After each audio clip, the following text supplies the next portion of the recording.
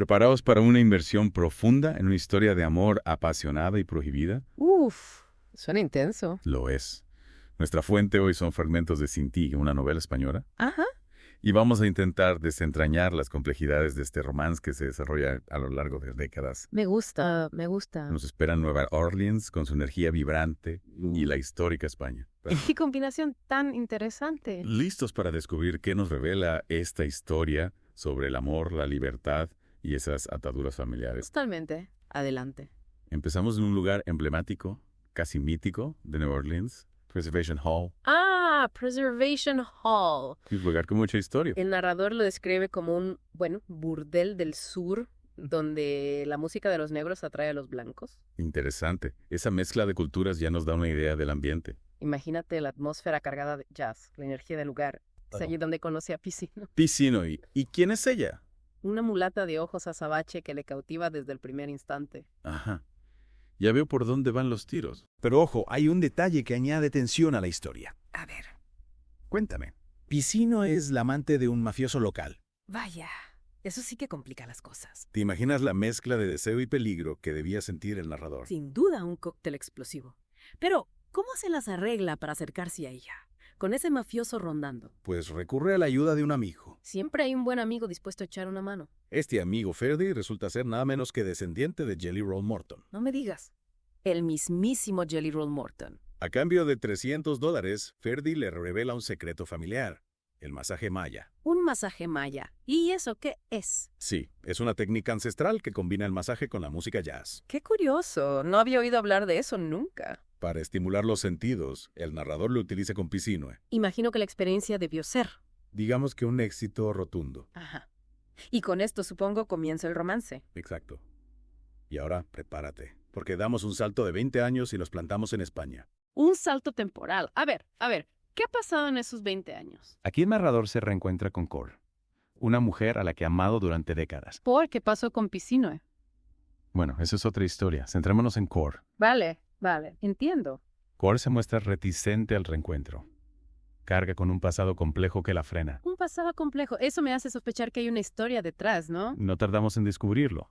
Poco a poco, Cor va revelando la oscura realidad de su matrimonio. ¿Qué ha pasado? Su exmarido, al que el narrador apoda el Arayu, la ha sometido a un infierno. ¿Un infierno? ¿A qué te refieres? Abuso psicológico, violencia física. Incluso hay indicios de que podría haberla envenenado. Madre mía, es terrible. Y lo que más me impacta es que su familia, incluyendo a su madre, hermano e hijas, no solo son conscientes del abuso, No puede ser. sino que la presionan para que permanezca casada. ¿Cómo es posible?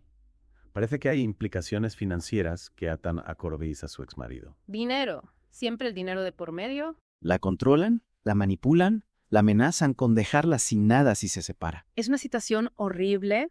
¿Y ella? ¿Qué hace? En su desesperación, acude a un psiquiatra y a un abogado. En busca de ayuda. Es lógico. El psiquiatra le diagnostica un posible trastorno obsesivo-compulsivo, ansiedad Sí, con todo lo que ha pasado. y un trastorno de conversión. El trastorno de conversión, ¿no es ese en el que el estrés emocional se traduce en síntomas físicos? Exactamente. La mente de Kur, en un intento de protegerse, está generando esos síntomas. Es una respuesta inconsciente a un trauma profundo. Y mientras tanto, el abogado le aconseja sobre cómo protegerse legalmente de su exmarido. Claro, necesita protegerse. Pero la cosa se complica aún más. Hay indicios de que las hijas de Kur podrían estar involucradas en los intentos de envenenamiento. Espera. Las hijas. Envenenando a su propia madre. Piensa en las pastillas sospechosas, la muerte repentina de su gato. Es un giro escalofriante. ¿Qué lleva a unas hijas a traicionar a su madre de esa manera? Esa es una de las grandes preguntas que plantea la novela. ¿Es la manipulación del padre? ¿Hay algo más? Desde luego, la trama se complica por momentos. Lo que está claro es que Cora se encuentra en una encrucijada. Por un lado, el amor del narrador, que le ofrece una vía de escape. Sí, él representa la posibilidad de una nueva vida. Y por otro, el peso de su familia, que la mantiene atada a un pasado de dolor. Es una batalla interna de gran intensidad. Sería capaz de romper con todo. Esa es la pregunta que nos queda por resolver. Estoy deseando saber qué ocurre. Las piezas del puzzle se van uniendo, pero aún quedan muchas incógnitas. En la próxima parte, seguiremos desgranando esta historia de amor y misterio. No puedo esperar. Retomamos nuestra inmersión en la apasionante y turbulenta historia de Sinté. La dejamos en una encrucijada, luchando por comprenderse a sí misma y liberarse. Exacto. Víctima de la manipulación, del miedo. Después de esa visita reveladora a la psiquiatra, Ajá. Core inicia un proceso de autodescubrimiento. Empieza a confrontar sus miedos y debilidades. Un paso importante para salir adelante. La novela nos describe cómo se refugia en un balneario cerca de Madrid, Un remanso de paz, ¿no? Para reconectar consigo misma. junto al narrador. Claro. Es como si en ese balneario Core pudiera despojarse de las máscaras. Y enfrentarse a la crudeza de su realidad. Totalmente. Y es precisamente en ese ambiente relajado donde la historia da un giro. Un giro. A ver, cuéntame. El narrador, recordando un episodio del pasado, ¿Sí? descubre que Core nunca había tenido relaciones sexuales plenas antes de conocer a su exmarido. Es una revelación que nos impacta. Imagínate, víctima de las convenciones sociales. Obligada a renunciar a su propia sexualidad. Por miedo, por presión social. Entregada a un hombre que le arrebató la posibilidad de explorar su sexualidad de forma libre. ¿Y el narrador cómo reacciona? Conmovido por la confesión de Core, Sí. decide ayudarla a descubrir el placer y la sensualidad. ¿Y cómo lo hace?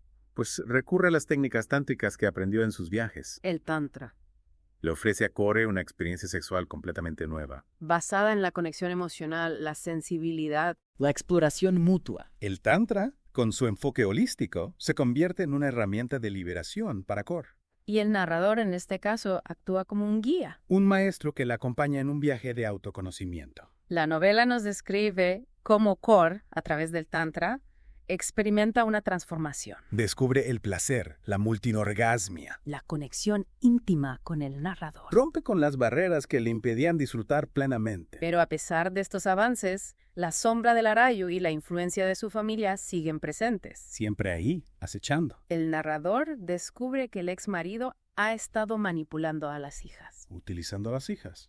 para mantener el control sobre Core. Es una lucha constante contra un enemigo invisible. El Arayu, un maestro de la manipulación. Y esto nos lleva a preguntarnos, ¿hasta dónde puede llegar la crueldad humana? Y la trama se vuelve aún más inquietante cuando se descubre que las hijas de Core podrían estar involucradas en los intentos de envenenamiento. En los intentos de envenenamiento. Contra su propia madre. Pero, ¿cómo es posible? Recuerda las pastillas sospechosas en el bolso de Core. Ah, sí. La muerte repentina de su gata Minnie. Un giro que nos deja sin aliento. ¿Cómo es posible que unas hijas lleguen a ese extremo? Es la pregunta que nos atormenta a medida que avanzamos. Core se encuentra atrapada en una telaraña de manipulación. Sin saber en quién confiar. El narrador, decidido a protegerla, Sí. recurre a su amigo abogado. ¿Y qué le aconseja? Le aconseja tomar medidas drásticas. Cambiar las cerraduras, Medidas extremas instalar sistemas de seguridad, para garantizar su seguridad. incluso considerar la posibilidad de denunciar a su exmarido y a sus hijas por intento de homicidio. ¡Wow! La situación ha alcanzado un punto crítico. Es una batalla legal y emocional que la obligará a enfrentarse a su propia familia. Y luchar por su derecho a la libertad. En medio de esta vorágine, Core debe tomar una decisión crucial, Huir, empezar una nueva vida. o quedarse atrapada en ese ciclo de abuso. ¿Qué camino elegirá? La tensión narrativa alcanza su punto álgido. Nos deja en vilo, expectantes por la decisión que tomará. La dejamos con una pregunta en el aire, ¿verdad? ¿Libertad o familia? ¿Qué camino elegirá por? Una decisión difícil, sin duda. Mientras Core lucha internamente con esta decisión, la trama nos sorprende con un nuevo giro. Otro giro. Parece que esta historia no deja de sorprendernos. El narrador, preocupado por la salud de Core, Claro, después de todo lo que ha pasado. decide acompañarla a una segunda visita con la psiquiatra. Ah, Y es en esa sesión donde surge un nuevo diagnóstico. un nuevo diagnóstico. A ver, Un posible trastorno de conversión. el trastorno de conversión. Recordemos que es en el que el estrés emocional se manifiesta físicamente. Exacto.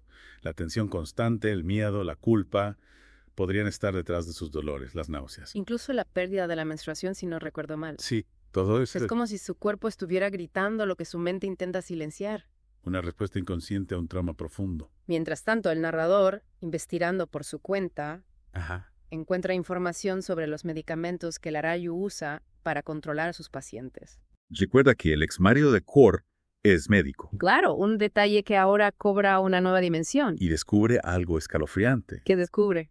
Algunos de esos medicamentos podrían haber sido utilizados para envenenar a Core. Envenenar. Pero eso es. El narrador recuerda un episodio en el que Core, después de visitar al Arayu, presentó síntomas de intoxicación. Náuseas, vómitos. Las piezas del puzzle empiezan a encajar, Es terrible. El Arayo, aprovechando su conocimiento médico. manipulando y controlando a Quorre durante años. Un auténtico lobo con piel de cordero. Ante esta evidencia, el narrador le pide a Quorre que denuncie al Arayo. Es lo lógico, ¿no? Pero ella se niega rotundamente. Se niega. ¿Por qué? Su argumento es: son mis hijos. Entiendo. No puede traicionar a su familia. A pesar de todo el daño que le han causado. La lealtad familiar se impone a la necesidad de justicia. Es un dilema moral muy complejo. Y en medio de esta tensión creciente, la relación entre Quorre y el narrador se deteriora. Es comprensible. Tanta presión, la falta de apoyo. Las discusiones son cada vez más frecuentes, la confianza se erosiona. El amor, aunque intenso, no es suficiente. Finalmente, Quorre decide romper con el narrador. No me digas. Le devuelve todos los regalos, incluyendo un anillo de compromiso. Un símbolo de su deseo de un futuro juntos. Le pide que la olvide, que rehaga su vida lejos de ella. Un final agridulce, ¿no? El amor se sacrifica. Y la novela termina con una escena desgarradora. Qué escena. Quorre, sola en su casa, se abraza al cuerpo sin vida de su gata, Minnie. Minnie, la gata que posiblemente fue envenenada. Las lágrimas corren por su rostro, expresando el dolor y la impotencia. Una imagen que nos deja con un nudo en la garganta. La muerte de Minnie simboliza la pérdida de la inocencia, la fragilidad de la vida. La crueldad que puede anidar en el seno familiar. Y así termina nuestra inversión en la compleja y trágica historia de Cinti.